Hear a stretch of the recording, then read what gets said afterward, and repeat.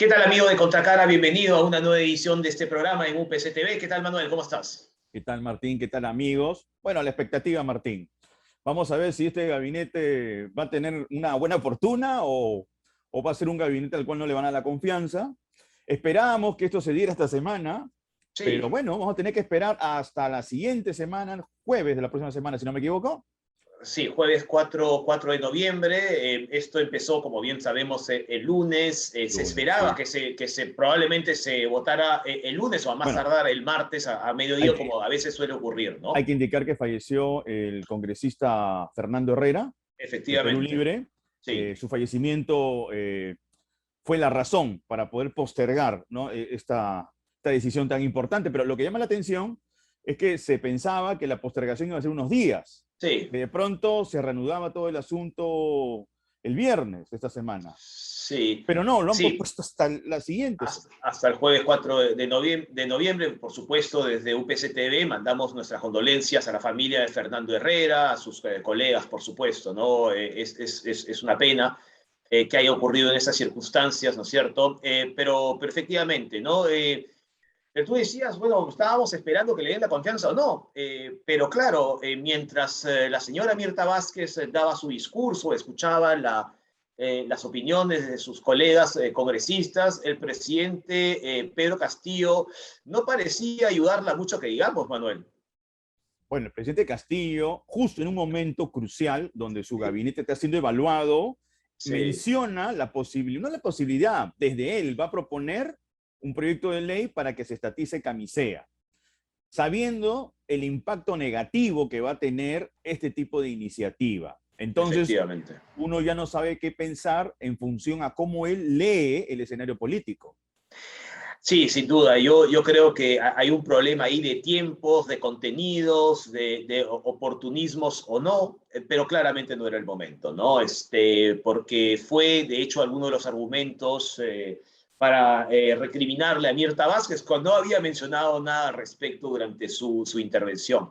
Pero en fin, vamos a ver qué es lo que ocurre. Tenemos varios días para analizar, a ver qué es lo que ocurre dentro del Congreso, entre las bancadas y, por supuesto, creo que no hay duda de que van a seguir conversando entre ellos y vamos a ver, porque uno de los grandes problemas de este gabinete o uno de los argumentos de la oposición para no darle la confianza es la presencia de los ministros del Interior y de Educación, ¿verdad? Seguramente los más cuestionados de este gabinete.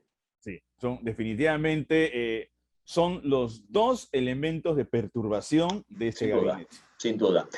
Por lo demás, Manuel, tenemos que decir que el proceso de vacunación sigue. Vamos a entrar en los próximos días ya al mes de noviembre. Van a comenzar a vacunar a los mayores de 65 años con la tercera dosis. Y además, Manuel, yo creo que también es muy importante, comenzará en noviembre, según ya se ha anunciado, y lo ha anunciado el ministro Ceballos, la vacunación a los adolescentes entre 12 y 17 años con la vacuna Pfizer, ¿no es cierto? Y creo que eso es una buena noticia, Una muy seguimos buena noticia. mejorando. Los datos, digo, ¿No? ¿no? Y ya estamos pasando el 50% de la Sí, población, sí, ¿no? sí, sí, Vacunable. sí, sí. Y eso es una muy buena noticia, muy buena Muy noticia. buena, muy buena. Recordemos cómo empezamos, Manuel, ¿te Mal, acuerdas? Mal, mal, mal, no había mal. vacunas. Había vacuna. Afortunadamente el gobierno anterior del presidente Sagasti pues aceleraron pues, ¿no? A una velocidad espectacular para conseguir Así las es. vacunas y según se nos anunció hace unas semanas, pues también deberíamos tener ya las vacunas para 2022, ¿no? Así es, Martín. Pero bueno, más bien comentemos lo que viene hoy en el programa. Hoy tenemos un programa bastante interesante. Vamos a abordar el tema político, Sí, también un tema social gravísimo, como es la agresión hacia las mujeres. ¿Mm? Pero para el tema político tenemos a Jeffrey Radzinski, conocido analista político. Con él vamos a analizar el comportamiento del presidente de la República, Pedro Castillo, sus comentarios quizás inoportunos en momentos que su gabinete va a ser evaluado para darle o no la confianza. así es. Pero para el tema de la violencia de género, sobre todo enmarcada en esta época de pandemia, vamos a tener con nosotros a Samir Valverde, él es comunicador de la Adjuntía para los Derechos de la Mujer de la Defensoría del Pueblo. Recordemos que la semana pasada entrevistamos a Maite Siriaco en referencia a su libro Niñas sin Infancia y nos dio, creo que versiones escalofriantes, realmente escandalosas, y creo que viene muy a cuento hablar con un representante de la Defensoría del Pueblo. Sí, porque vamos a referenciar el libro de Maite Así Siriaco, es. ¿no? Hay que recordar que es una investigación que ella ha hecho en los distritos de Mazán e Indiana, en Iquitos, Así es. donde ella pudo identificar casos muy puntuales de agresiones sexuales contra menores, contra niñas. Pero vamos a empezar entonces ya el programa con la primera entrevista. Manuel, vamos entonces con Jeffrey Radzinski. Vamos. Bien, amigos de Contracara, volvemos a UPC TV y ahora tenemos el gusto de recibir a Jeffrey Radzinski, el analista político y director del Grupo Fides Perú. Jeffrey, bienvenido a UPC TV. Martín, un gusto conversar contigo y la audiencia de UPC TV. Muchas gracias. Jeffrey, como sabemos, el pasado lunes se suspendió la sesión del Pleno para el pedido del voto de confianza al gabinete de Mirta Vázquez por el fallecimiento del congresista Fernando Herrera. Pero más allá de las circunstancias trágicas, por cierto, esta postergación hasta el 4 de noviembre, hasta el próximo jueves 4 de noviembre, ¿es de alguna manera un balón de oxígeno para este gabinete o para lo que pueda ocurrir en los próximos días? Es interesante lo de la postergación, lamentable, por supuesto, por el fallecimiento del congresista Herrera, pero digamos que hay una dilación en el tiempo larga, ¿no? Son 10 días.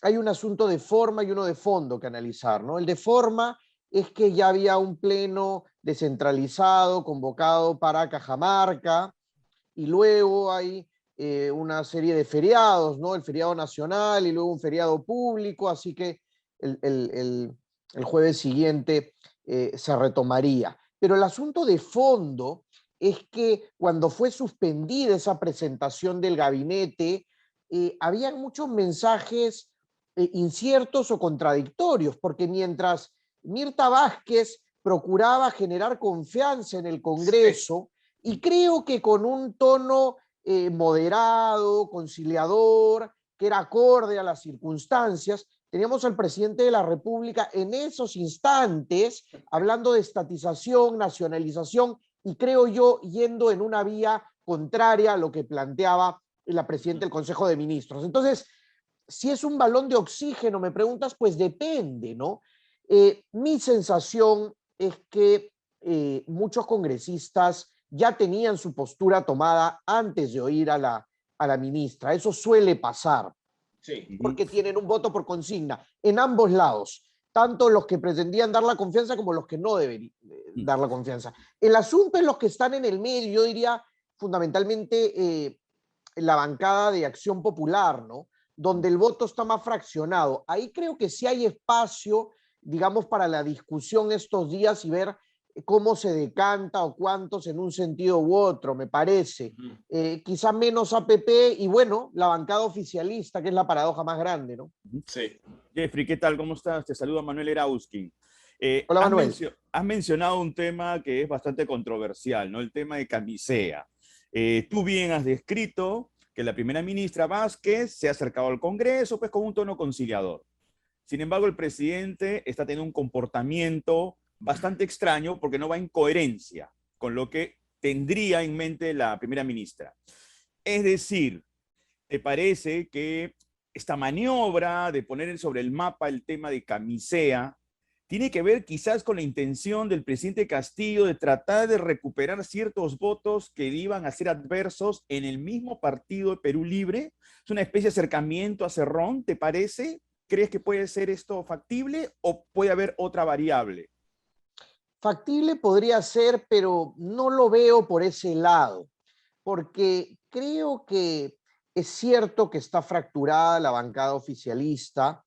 Hay básicamente tres grupos, ¿no? El alineado con Vladimir Cerrón y, digamos, el ideario de Perú Libre, el ala más radical, más doctrinariamente más cercana al partido. Un segundo grupo bajo el liderazgo del presidente Pedro Castillo, que básicamente tiene como elemento común el hecho de pertenecer al magisterio, ser maestros, y un tercer grupo más reducido, y una suerte de bisagra entre los dos primeros, de liderazgos regionales y algunas figuras. Entonces, yo creo que ya las posturas más o menos están definidas. La discusión es, oye, ¿va el voto cohesionado? ¿Nos comemos esta bronca para otro momento y votamos todos juntos? ¿O hacemos expresa y evidente en nuestra fractura, pero más o menos ya está quebrado? Mi sensación es que con un comentario no sé si se va a cohesionar eso, ¿no? Tengo mis dudas. Sí creo que hay, digamos, una inconsistencia muy grande, ¿no? Y un manejo muy ligero de términos muy potentes como nacionalización, estatización, a Claro. veces incluso mezclando deseos que sí son, creo yo, muy pertinentes, que son el de la masificación del gas natural y que están muy bien, pero los medios para lograr esos objetivos y esos fines creo que es lo que está fallando y creo que va más allá, digamos, de esta discusión a la interna del oficialismo, me parece. Obviamente en conjeturas Pero el como tema, él podemos o sea, claro, ver varias... lo que pasa es que muchas veces en políticas no hay coincidencia, ¿no? Justo cuando están evaluando su gabinete, saca el tema de camisea y sobre todo utiliza el término estatización que le pone los pelos de punta al sector empresarial, ¿no? Es más, el dólar subió, entonces ese tipo de cosas creemos que el presidente debería considerarla, ¿no? Si nosotros lo podemos observar, él también, ¿no?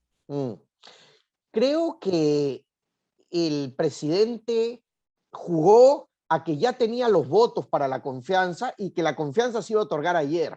Claro. Y entonces creo que ese cálculo en el ejercicio de las coincidencias es, oye, se logró la confianza, teníamos los votos, pero yo no renuncio y de alguna manera reivindico a este núcleo más duro. Creo que en la ecuación no estaba el suspender la sesión y que se dilate. Yo creo que el cálculo de hacer el comentario, si es que hubo cálculo, más allá de la crítica, mi crítica es independientemente de cualquier cálculo, creo que iba porque estimaban que ya tenían los votos y que se iba a dar ayer mismo.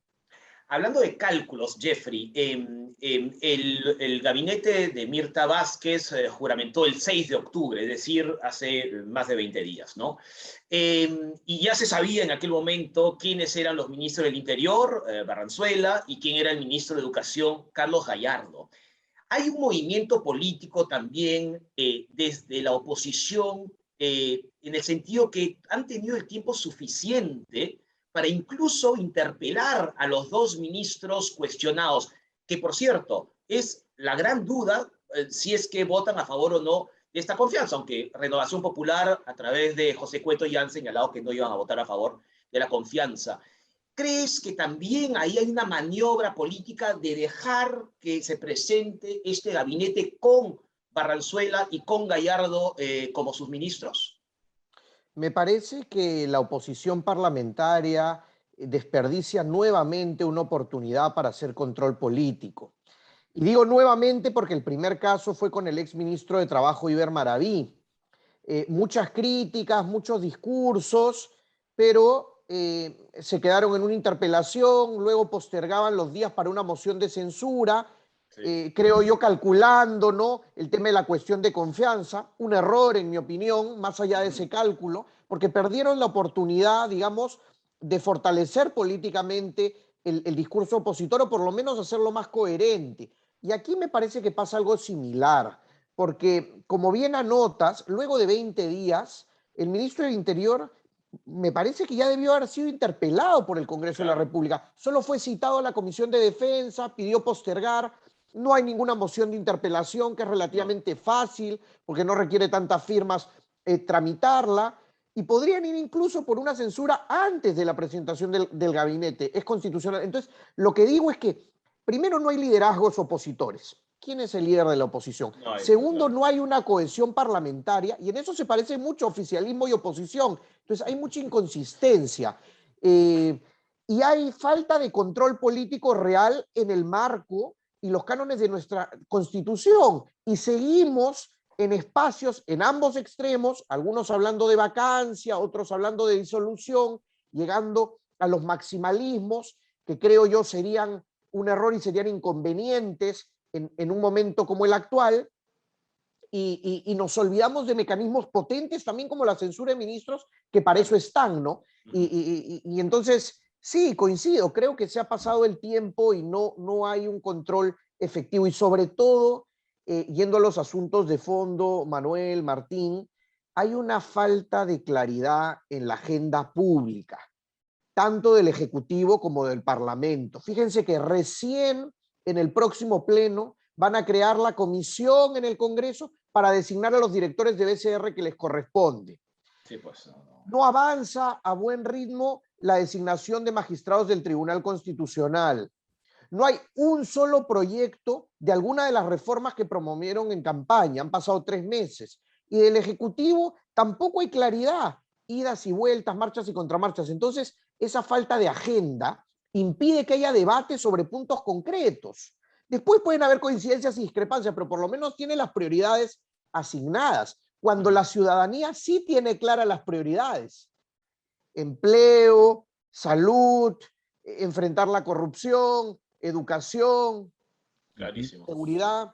Lo que pasa, Jeffrey, es que el momento político que está viendo el gobierno, ya sea a través del Ejecutivo específicamente, no están interpretando las cosas de manera adecuada. Me refiero a lo que siente la gente. Más bien ellos están teniendo una especie de espejismo, ¿no? Que creen, ¿no?, que lo que ellos están abordando es, digamos, lo adecuado. Cuando lo adecuado es ver, como tú bien lo señalabas, la reactivación económica, por ejemplo, ¿no? Hay mucha gente que se ha quedado sin trabajo después del inicio de la pandemia. Efectivamente, Manuel, el año pasado ha sido brutal, catastrófico para el país. 3 millones de peruanos pasaron a la pobreza. Nuestros escolares llevan 21 meses fuera de los colegios. Es una minoría, menos del 10% de los escolares ha vuelto a clases presenciales. Los ingresos se han visto afectados de mucha gente. La dinámica social ha cambiado.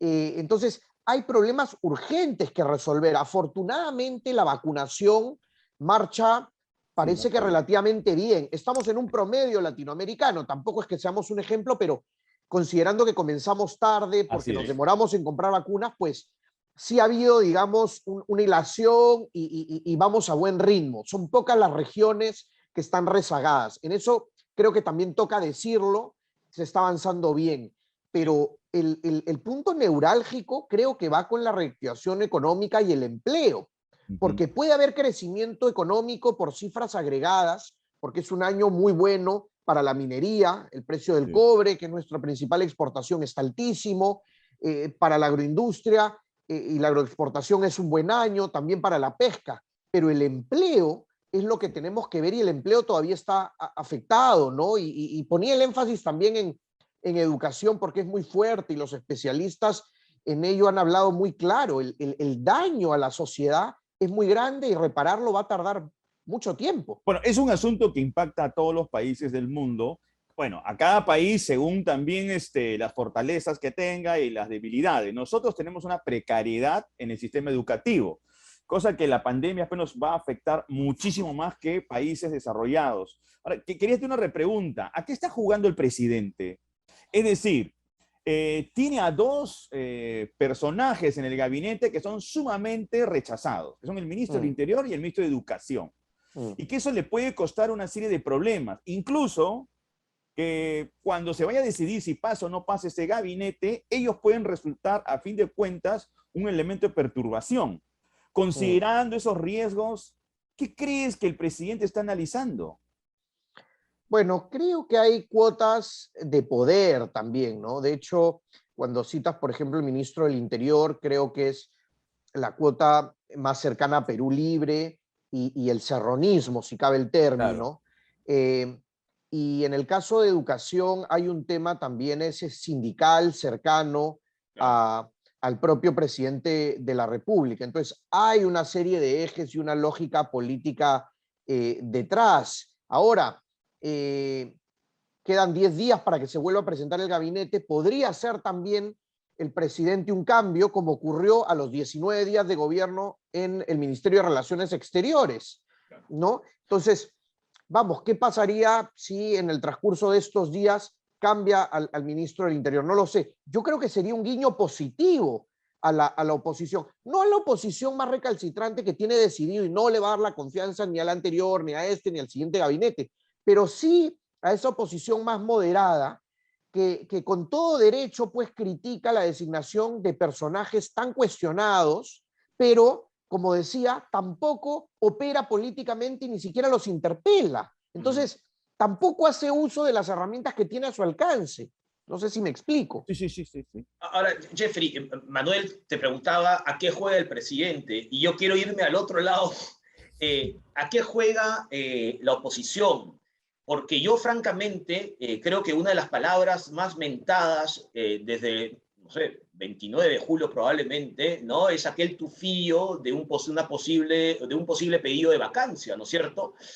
Y a mí me hace recordar mucho a 2016, francamente, ¿no? Desestabilizar de esa manera, porque claro, lo ideal sería que esto siguiera con un cambio tal vez de ministro y que todo, digamos, tuviéramos un camino más o menos tranquilo, pero estamos lejos de esto. ¿A qué juega entonces la oposición con esta amenaza de vacancia, que por cierto, paréntesis, que ahora también está en el municipio, ¿no? Porque le han pedido hay una moción de vacancia también a Jorge Muñoz. Pero en fin, y antes, Manuel y yo lo hemos discutido muchas veces, esto de la vacancia era algo muy raro antes de 2016, ¿no? Y ahora nuevamente parecemos estar nuevamente en aquellos primeros meses del gobierno de Kuczynski. ¿A dónde nos va a llevar esto? Mira, creo que son juegos distintos, ¿no? En la oposición hay un sector, creo yo, todavía minoritario, que tiene la intención de vacar al presidente, es su prioridad y creo que era su prioridad desde antes que asume el presidente. No es un asunto del gabinete anterior, ni de este, ni que dijo lo de Camisea. El objetivo era la vacancia. Creo que es un grupo minoritario. Creo que hay un sector de la oposición que no termina de colocarse todavía, que no termina de ubicarse de qué tan férrea va a ser como oposición o qué tan coincidente con algunos puntos gubernamentales va a ser. Creo que hay un tercer grupo de la oposición que tiene un eje político distinto y que muy pronto entrará a sus prioridades en las elecciones municipales y regionales del próximo año. Y no quiere una confrontación sobre algunos puntos y quiere consolidar algunos liderazgos. El elemento común en toda esa oposición es que no hay liderazgos claros. Y en eso se parece un poco al juego oficialista, para parafrasear a Manuel con lo de juegos, ¿no? Es cuando no tienes liderazgos muy sólidos, es difícil plantear, oye, ¿cuáles son los temas que vamos a discutir?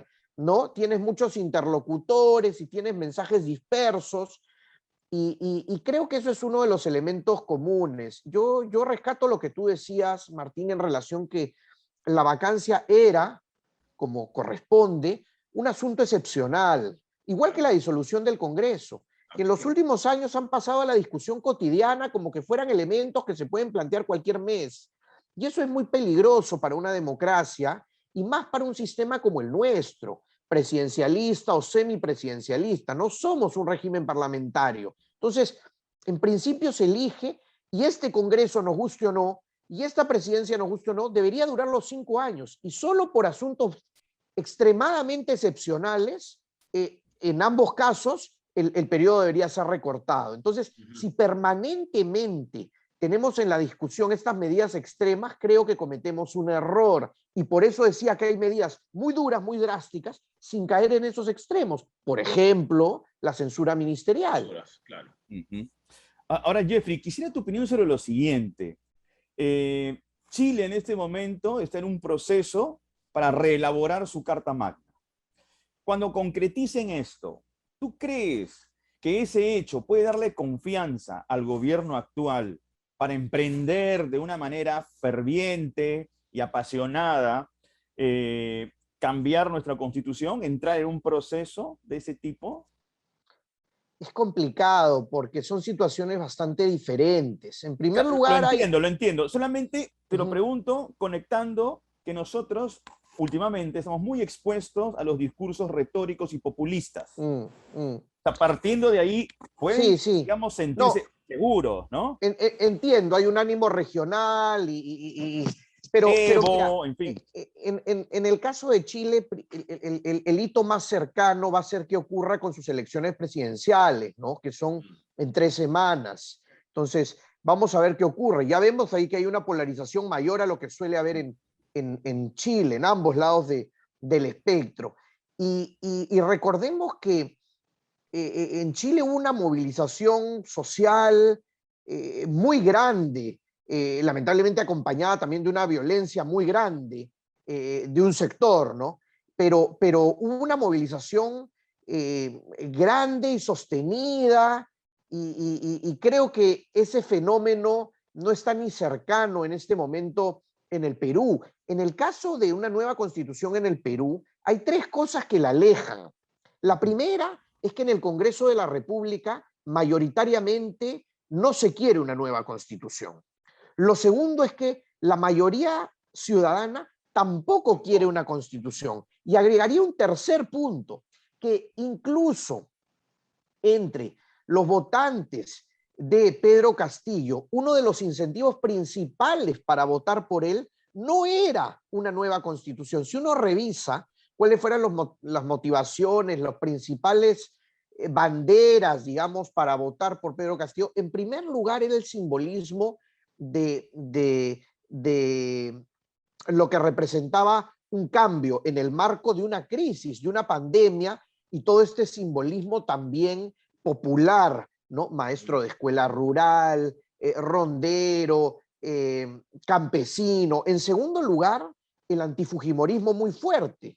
El voto por Pedro Castillo por no votar por Keiko Fujimori, más que por... Habían... Más que por las virtudes del candidato. Terceras, cuartas razones, y luego el cambio de constitución, y ahí está medido consistentemente, antes y después de las elecciones. Lo que quiero decir es que es solo una minoría la que ve el cambio de constitución como un elemento central y prioritario. Entonces, creo que ahí sí hay una distinción con lo que ocurre en Chile, que era la pregunta que tú hacías, y está medido también en Chile, ¿no? Jeffrey, antes de terminar, me gustaría preguntarte sobre algo que tú has mencionado, y son las elecciones municipales y regionales del próximo año. ¿Pueden convertirse en un punto de inflexión en el sentido de que Perú Libre se refuerce realmente, o tal vez que pierda fuerza, no solamente en Lima, que aparentemente no va a tener mucho éxito en Lima, pero que pierda fuerza también en algunas zonas de provincias? Creo que va a ser importante porque sobre todo en la sierra va a ser importante saber si se consolida, digamos, si hay un hilo conductor entre ese voto masivo por Pedro Castillo y Perú Libre y eventualmente los alcaldes o gobernadores que pueden tener. Y parte de esa respuesta se va a dar en relación a quiénes postulan y cuáles son las organizaciones, ¿no? Tanto regionales como nacionales, porque en marcha están un par de organizaciones corriendo a ver si llegan y pueden postular. Han cambiado las normas electorales un montón de veces. Tenemos hasta enero fecha para que se inscriban los candidatos. Entonces, yo creo que sí es un eje importante las elecciones municipales y regionales. Creo que va a ser interesante lo que ocurra entre el presidente y el partido Perú Libre en estos momentos, porque claro, el presidente Castillo tiene todavía algo más de 30% de aprobación. Hay un respaldo, pero no necesariamente eso se traduce en respaldo al partido Perú Libre. De hecho, mucha gente dice que aprueba a Pedro Castillo, pero rechaza lo que plantea Perú Libre. Claro. Entonces, ahí no podemos hacer una aritmética tan simple de trasladar un respaldo a otro, ¿no? Pues bien, vamos a ver, Jeffrey, qué es lo que ocurre en esos próximos meses frente a estas elecciones. Muchísimas gracias por recibir a UPC TV, Jeffrey. Gracias, un gusto, Jeffrey. Gracias a ustedes. Muchas gracias. Hasta luego. Chau, chau. Bien, Manuel, bueno, Jeffrey Raczynski lo tiene bastante claro. Hemos hablado también de las palabras inoportunas del presidente Castillo mientras su primera ministra, Mirta Vázquez, estaba haciendo la presentación en el Congreso, ¿no? Y creo que también es muy importante la manera en que hemos terminado la entrevista con él y estar muy atentos a lo que puede pasar el próximo año en las elecciones regionales y municipales, ¿no? Sí, bueno, el presidente de la República, justo cuando estaba hablando su gabinete, tiene pues de propuestas, iniciativas bastante controversiales como la estatización de Camisea. Así es. Bueno, no Pero sé creo, si eso habrá caído muy bien en el mm, sector opositor del Congreso. así es. Pero creo que Jeffrey Racinski nos ha aclarado un poco el tema y Sí. creo que ha sido una charla muy interesante. Como también va a ser muy interesante en nuestro segmento Así va el mundo, presentado por Francesco Tucci. Manuel, Francesco nos va a hablar de los rebrotes o del aumento de contagios nuevamente del COVID, sobre todo en China, ¿no? País Así es. donde hay pues una enorme cantidad de nuevos contagios, ¿no es cierto? Y también en otros países del mundo, ¿no? Sí, vamos a ver con Francesco cómo él analiza en todo caso la Exacto. situación en China, en Europa, el pronunciamiento de la OMS que ha dicho que, bueno, que la finalización de la pandemia, su culminación, va a depender pues de las naciones. Eso significa de la responsabilidad de cada uno de los ciudadanos del mundo, Así es. de los gobiernos, de ponerle mucho énfasis a las medidas de bioseguridad para que se cumplan. Pero ojo, tenemos una serie de eventos en Europa que a mí me preocupan, como las ligas de fútbol. La vez pasada estaba viendo un partido en Alianza Arena, o sea, donde juega el Bayern Múnich, y hay público, como que si estuviéramos, pues, bueno, en tiempos de normalidad.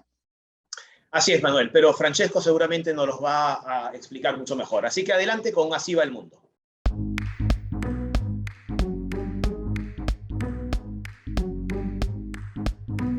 En la República Popular de China ha regresado la medida del confinamiento como respuesta al aumento de los contagios. Decenas de miles de personas en el norte de China deberán respetar el confinamiento en sus viviendas. Además, en el país asiático han sido cancelados eventos deportivos y en varias localidades ha sido restringido el acceso a lugares turísticos. Las autoridades han aconsejado a los residentes que limitaran sus movimientos a menos que fuera necesario, pese a que el transporte público funciona con normalidad. Se supone que la mayoría de estos contagios estaría relacionada con movimientos de turistas. Estos nuevos brotes preocupan a las autoridades chinas porque el 4 de febrero en Beijing deberá darse la inauguración de un evento internacional relevante, los Juegos Olímpicos de Invierno. Mientras tanto, en varios países europeos están aumentando los contagios y las previsiones son dramáticas. En el Reino Unido se ha llegado a registrar 50.000 casos diarios, en Alemania 15.000 casos diarios. En Rumanía han regresado las medidas de aislamiento y de toque de queda de 100.000 casos identificados y casi 3.000 fallecidos en una sola semana. ¿Y en América Latina? ¿Por qué no ha llegado con fuerza la tercera ola y se ha reducido el número de contagios? Un factor a considerar es que en varios países europeos no es obligatoria la mascarilla, única barrera mecánica que reduce bastante la posibilidad de contagio. Además, en Europa, el movimiento Novax en contra de la vacunación está encontrando un gran respaldo por parte de la población y la campaña de vacunación ha ralentizado inexorablemente. Los científicos no tienen una respuesta clara sobre el caso latinoamericano. Sin embargo, han formulado una hipótesis en base a la cual los países implementaron medidas muy estrictas respecto al distanciamiento social, al movimiento de personas, al uso mandatario de mascarillas e iniciaron lo más pronto posible la vacunación. Otro factor relevante hubiera sido el elevado número de contagios durante la primera ola, que habría determinado la inmunización temporal de una parte consistente de la población de los países latinoamericanos. Las nuevas variantes entonces pueden constituir un serio problema cuando la inmunización temporal por contagio o vacuna termine, subrayando la necesidad de seguir con las herramientas de salud pública y médicas indicadas por la OMS, como la aplicación de la tercera dosis de vacuna a grupos de riesgo. Los decisores públicos latinoamericanos deberían tomar en cuenta lo que está ocurriendo en otros países para adelantar escenarios complejos y evitar errores que puedan conducir a apresurar la reapertura de actividades con el aforo al 100%. Así va el mundo. Hasta la próxima. Bueno, está claro lo que ha dicho nuestro colega y amigo Francesco Tucci sobre la situación en China, Europa y Estados Unidos sobre este rebrote tan intenso y sobre la postura de la OMS. A tener mucho cuidado. A tener mucho cuidado, ponerse la mascarilla. Más bien, Martín, ahora vamos a entrevistar a Samir Valverde. Él es comunicador de la Adjuntía para los Derechos de la Mujer de la Defensoría del Pueblo. Con él vamos a abordar el tema de las agresiones sexuales, sobre todo también a menores, a propósito del libro de nuestra egresada Maite Siriaco, Niña sin Infancia, una investigación que la ha desarrollado en los distritos de Massam. Massam e Indiana, Así exactamente. es. Así que conversaremos con este miembro de la Defensoría del Pueblo sobre este asunto. Vamos entonces con la entrevista. ¿Qué tal, amigos? Regresamos con Contracara. Ahora contamos con la presencia de Samil Valverde, comunicador de la Adjuntía para los Derechos de la Mujer de la Defensoría del Pueblo. ¿Cómo está, señor Valverde? Bienvenido a Contracara. ¿Qué tal, Martín? ¿Qué tal, Manuel? ¿Cómo están? Un ¿Qué gusto tal? poder Bienvenido. estar en este espacio. Muchas gracias. Una de las primeras preguntas que le queríamos formular era sobre el aumento bastante ostensible de hechos de violencia contra la mujer. Solo en el 2020 se indicó que había un aumento del 130% de violencia de género. ¿Ustedes cómo han interpretado este tipo de cifras en relación a este comportamiento tan preocupante? Sí, frente a ello, en realidad, desde la Defensoría del Pueblo lo que podemos decir es lo siguiente, ¿no? Desde que inició la pandemia, nosotros señalamos muy claramente de que no solamente se habían ahondado las situaciones de violencia y desigualdad que ya anteriormente a la pandemia enfrentaban las mujeres, sino que también al estar confinadas, muchas de ellas estaban pues frente a sus potenciales agresores y por tanto los niveles de violencia se iban a incrementar inevitablemente, ¿no? Si bien en un inicio las cifras de denuncias no demostraban ello y por una parte invisibilizaban un poco la situación, con el correr del tiempo y con la flexibilización de muchas de estas medidas, poco a poco se fue visibilizando la real magnitud del problema y justo mes a mes, incluso a partir específicamente de junio que comienzan a atender los centros de emergencia mujer ya de manera oficial, se comienzan a incrementar los niveles de violencia, llegando incluso a superar en algunos casos y en algunos meses en específico, o incluso igualar los casos que ocurrieron en el 2019. Así también ha ocurrido en el presente año, en el 2021, ¿no? Que poco a poco y volviéndose normales los servicios de atención de la violencia contra las mujeres e integrantes del grupo familiar, poco a poco también se han ido normalizando las cifras, se han ido visibilizando las cifras y nos hemos dado cuenta que más bien estas cifras constantemente están yendo en ascenso y no en retroceso. ¿Y cómo se puede interpretar esta situación? Esta situación se interpreta, como decía, por la situación de confinamiento que vivieron el año pasado, pero también porque la situación de pandemia develó que los servicios de atención por parte del Estado no estaban siendo lo suficientemente adecuados, lo suficientemente preparados para afrontar esta situación de pandemia, ¿no? Sí, señor Valverde, quería justamente hablar sobre eso, ¿no? La cultura de la denuncia es muy importante justamente para la protección de la mujer en estos casos. Manuel creo que lo ha señalado de una manera clarísima. Los datos del Ministerio de la Mujer y Poblaciones Vulnerables acerca, por ejemplo, de las atenciones que superan los 4.000 casos de niñas violadas durante este año, ¿no? Insisto, de enero a agosto. ¿Cómo se observa desde la Defensoría justamente los procesos para que las mujeres, las niñas puedan denunciar esos acosos, esas violaciones, esos ataques? ¿Existe un trabajo de la Defensoría también de observación, ¿no? Ante este proceso de denuncia, ante estos procesos de denuncia, perdón? Nosotros desde la Defensoría del Pueblo siempre hemos señalado que la atención por parte del Estado debe ser una atención integral y debe implicar a todas las instituciones que competen al Sistema Nacional Especializado de Justicia en casos específicos de violencia basada en género, ¿no? Tanto a mujeres, pero también a niños, niñas y adolescentes, porque competen al grupo familiar en su conjunto. Por tanto, el año pasado hicimos una serie de informes, en total 7 informes, específicamente enfocados en las instituciones competentes sobre la materia. Por ejemplo, evaluamos cómo estaba funcionando la línea 100 y los servicios de atención urgente.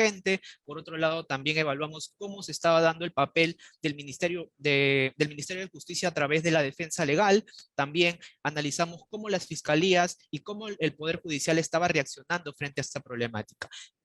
Para ser sintético y para también señalar una idea general de todos estos servicios de atención, diremos que definitivamente los servicios de atención no estaban preparados para afrontar una situación de emergencia como la nuestra, ¿no? Y a eso añadimos el tema de que las dificultades que existían por las restricciones a la movilización dificultaban a las mujeres, a las niñas y adolescentes salir a buscar ayuda y salir a denunciar a las comisarías. Entonces, por tanto, la respuesta del Estado se hizo más poco efectiva aún. Entonces, en cifras, eso develó que aumentaron, por un lado, las denuncias, pero la respuesta por parte del Estado, por ejemplo, en cuanto a sentencias o en cuanto a atención efectiva a través de la línea 100, no fueron de la mano, ¿no? Evidenciamos, por ejemplo, que si por un lado los centros de emergencia mujer señalaban que habían atendido cierto número de personas, por el otro lado veíamos que en la línea 100 no se condecían las cifras de una y otra, de una y otra entidad. Por tanto, no había una correlación y por tanto no estaba habiendo una atención efectiva por parte del Estado. Si bien la cultura de denuncia es sumamente importante en los casos de violencia basada en género, por otro lado también es importante que el Estado tenga un papel importante de forma activa, ¿no? Para que pueda también no solamente atender, sino también prevenir estas situaciones, ¿no? Si Señor estamos Valverde, sí, justamente dígame. a propósito de lo que usted está diciendo, yo le quería mencionar, claro, nosotros vemos cifras, 130% de aumento de hechos de violencia contra la mujer. Es alarmante, pero no tiene un rostro. Cuando le damos rostro a este tipo de casos, nos parece que las personas empiezan a sensibilizarse, a conectarse con el drama del otro y también a reaccionar. Y allí incluyo también a los integrantes del Estado. A lo que voy, porque este comentario tiene una razón. En nuestra universidad, a través de su editorial, se ha publicado un libro que se llama Niñas e Infancia, donde el autor es una egresada nuestra, y ella se ha abocado durante sus investigaciones a los distritos de Mazán e Indiana, en la selva, en Iquitos, donde pudo identificar casos terribles de agresiones sexuales contra menores de edad.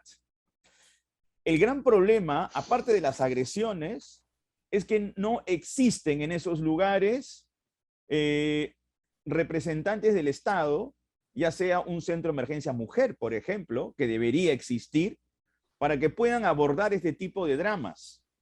Entonces, usted está mencionando justamente la importancia del rol del Estado, pero por lo que yo le digo, el Estado no se encuentra en muchos lugares de nuestro país y este libro es un ejemplo. Totalmente de acuerdo con lo que dices, Manuel, y de hecho agregaría al punto que señalas de que a veces para visibilizar la violencia basada en género, colocarle un rostro a veces hace más humano el problema. Y en realidad sí podemos decir que la violencia basada en género tiene un rostro, y tiene un rostro de mujer y tiene un rostro de niña, ¿no? Y eso lo evidencian las cifras, lo evidencia la investigación de la autora que menciona Maite Siriaco, pero también lo demuestra, ¿no?, la falta de Estado justamente en territorios en específico en donde aún todavía es necesario que haya una presencia de un centro de emergencia mujer, que haya una presencia más efectiva de los centros, de los servicios de atención urgente, de las unidades de protección especial, Sí, ¿no? porque además, señor Valverde, solamente quería acotar lo siguiente. En ese libro hay casos tan espeluznantes como la de un docente escolar que es un agresor sexual y que la misma comunidad del lugar decide no expulsarlo por miedo a quedarse sin profesor. O cuando el agresor es un pariente y la familia decide dejar pasar por alto el asunto o tan solo que se compense a través de un asunto monetario. Pero el impacto emocional de la persona, la agresión, la huella que va a dejar esa agresión va a ser permanente, ¿no?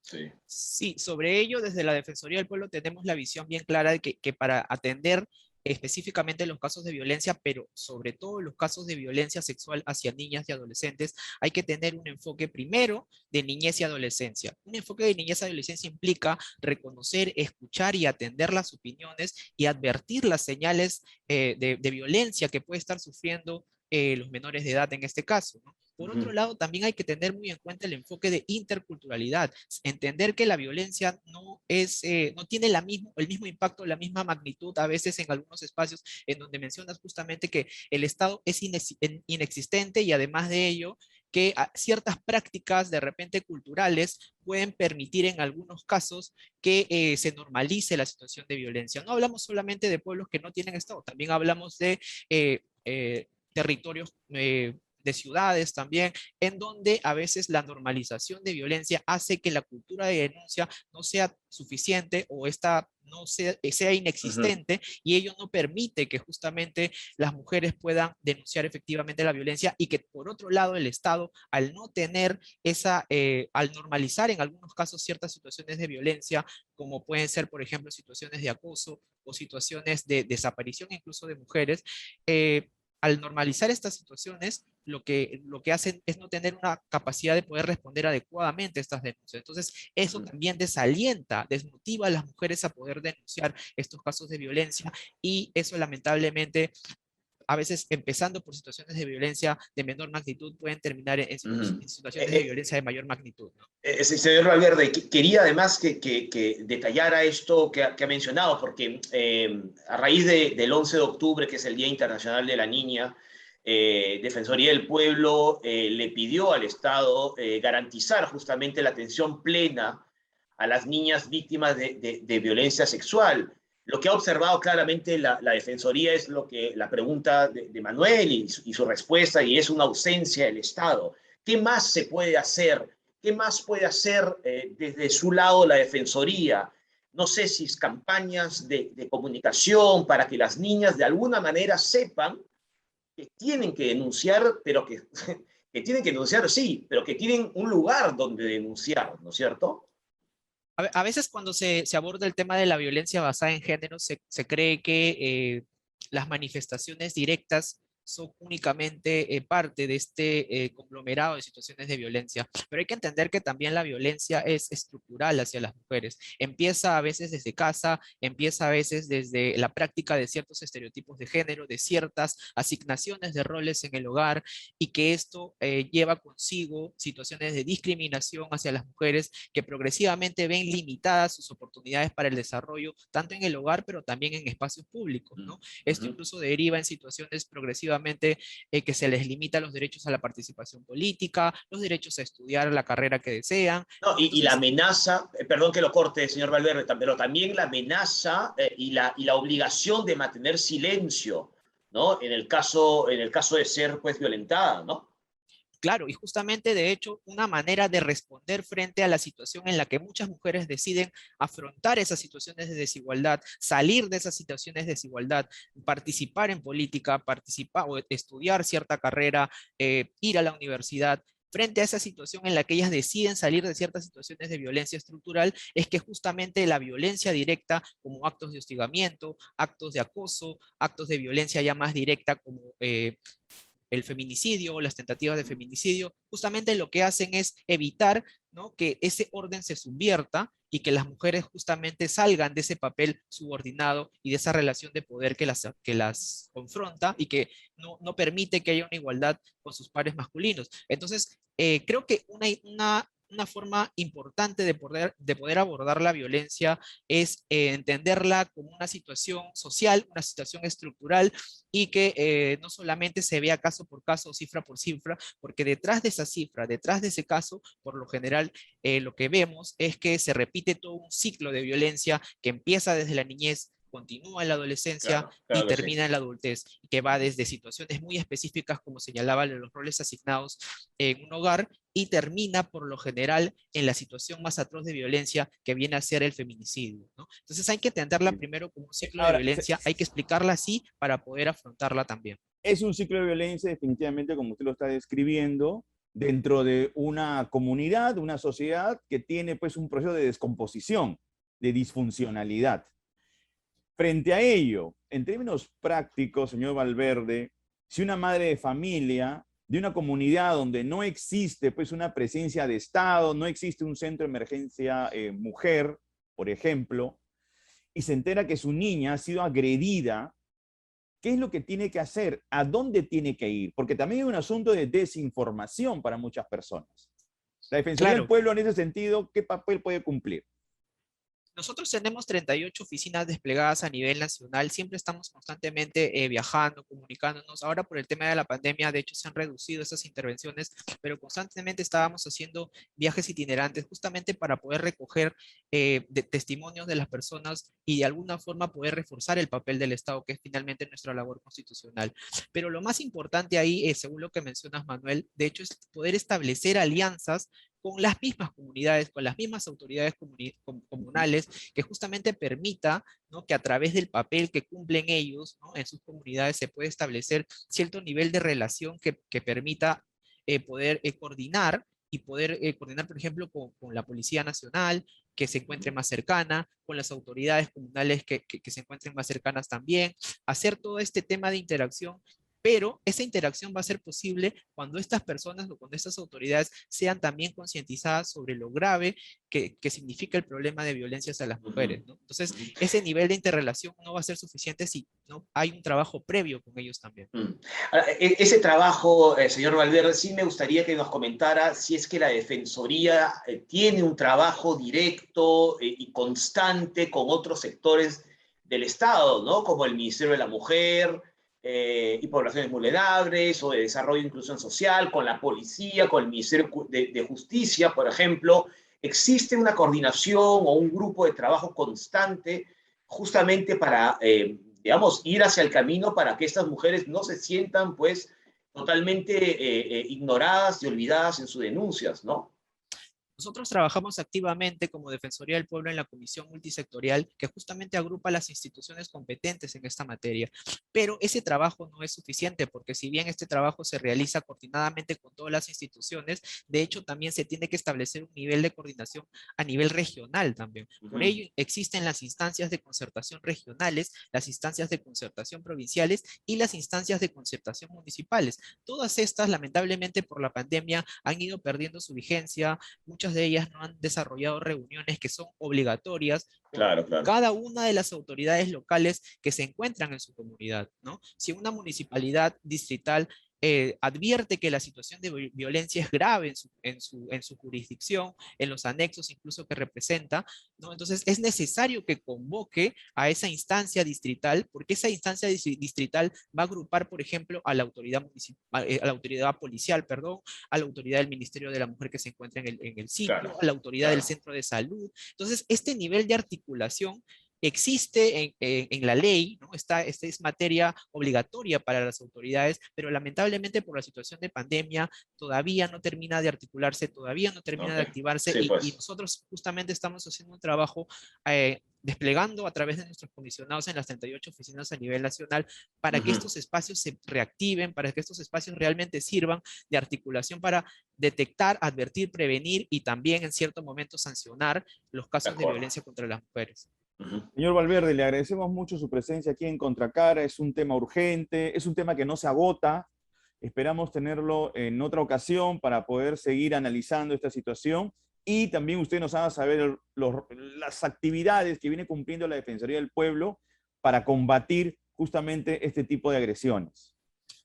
Sí, muchas gracias Manuel por la participación, muchas gracias Martín. De hecho, nosotros también queremos expresar que para cualquier caso en el cual no esté funcionando la atención por parte del Estado, por parte de alguna institución, nosotros tenemos una línea gratuita 0800 15 170, en donde las personas pueden llamar y comunicarse y advertir una situación en la cual vean afectada algún derecho fundamental.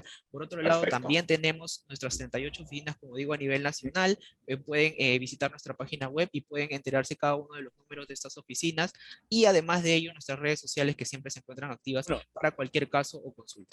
Y esperamos también que el libro de Maite Siriaco, Niñas sin Infancia, publicado por la editorial UPC, puede ser también una referencia para ustedes, porque es un trabajo muy reciente. De todas maneras, igual la casuística siempre es muy útil para conocer la realidad y para entender mejor el problema. Muchas gracias. Bien. Muchas gracias, señor Valverde. Muchas gracias muy amable. a ustedes. Hasta luego. Gracias, hasta luego. Hasta luego. Bien, Manuel, bueno, yo creo que la situación es realmente terrible, es urgente que el Estado se haga presente en estos lugares tan alejados. La semana pasada Maite Siriaco nos lo contó, y tú lo decías de una manera muy clara cuando hemos entrevistado al señor Valverde, ¿no? Cuando se le pone nombre y apellido a los casos, cuando no son solamente cifras, ¿no?, que es lo que los informes suelen arrojar, como es evidente, pero Maite tiene en fin, ha tenido el coraje, la valentía de ir hasta ahí, hablar con estas niñas, ver el dolor en sus rostros y, por supuesto, la Defensoría es parte de la solución, ¿no?